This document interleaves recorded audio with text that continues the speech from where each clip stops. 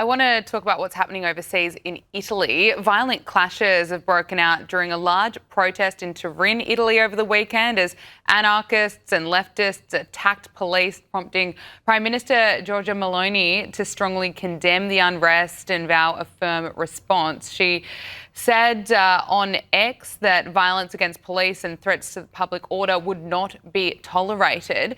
Joe, can I get your response, your assessment of what's unfolded in Italy?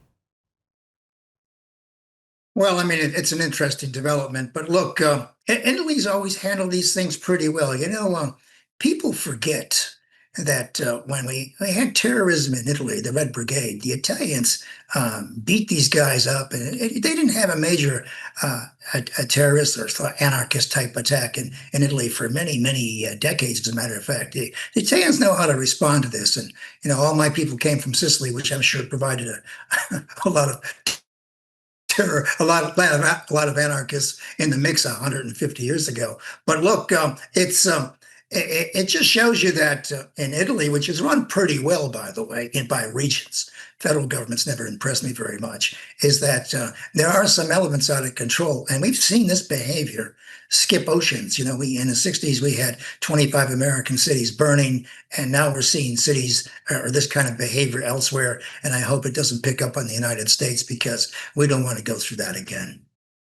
Yeah, Josh, it's interesting. We're looking at the vision now. It's pretty extraordinary. We'll just read you more of what Giorgia Meloni had to say. She said, "This morning I went to the hospital in Turin to bring on behalf of Italy my solidarity to two of the officers who were injured in yesterday's clashes," adding, "Against them hammers, Molotov cocktails, nail-filled paper bombs and stones launched with catapults, blunt objects of every kind to prevent police from communicating." I mean, can I get your take?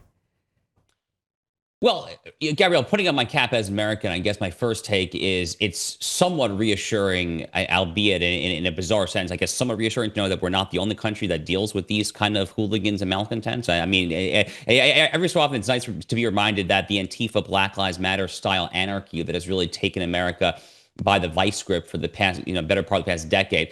Sometimes I feel like it's a uniquely American phenomenon, and videos like this kind of just remind us that the sentiment really is throughout the world, and especially throughout the world where there are right-of-center leaders in charge. Giorgia Meloni is the right-of-center leader in one of the And I mean, not that Italy is a U.S. or China superpower, but they are part of the G7. Italy is historically one of the more powerful nations in Europe, at least as far as kind of the after Germany nations in Europe go. It's definitely kind of a second-tier power, if nothing else, on the world stage there. And she's pretty outspoken when it comes to a lot of major right-of-center issues there. She has been pretty outspoken when it comes to the migration crisis, when it comes to the fact that Italy cannot just be kind of a dumping ground of a lot of third world, especially Islamic world's refugees there. She's taken a lot of kind of culturally edgy stances there.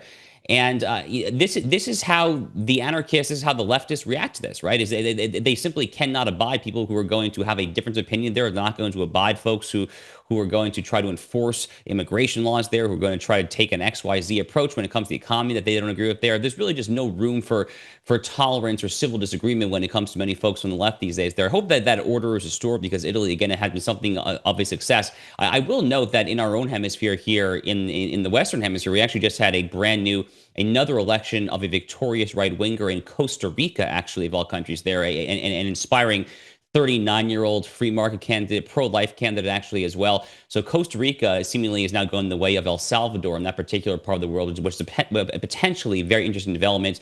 Javier Milei, of course, is kicking butt in Argentina. So we are seeing the rise of more of these right-of-center leaders in the mold of a Donald Trump, in the mold of a Jair Bolsonaro in Brazil, Viktor Orban in Hungary, and now Giorgia Meloni in Italy as well there. But unfortunately, with strong conservative leadership, Gabrielle, definitely comes a price as well. Senior editor at Large Newsweek, Josh Hammer, and political analyst, Professor Joe Siracusa. Thank you both so much for joining us. Really appreciate it. Thank you, Gabrielle.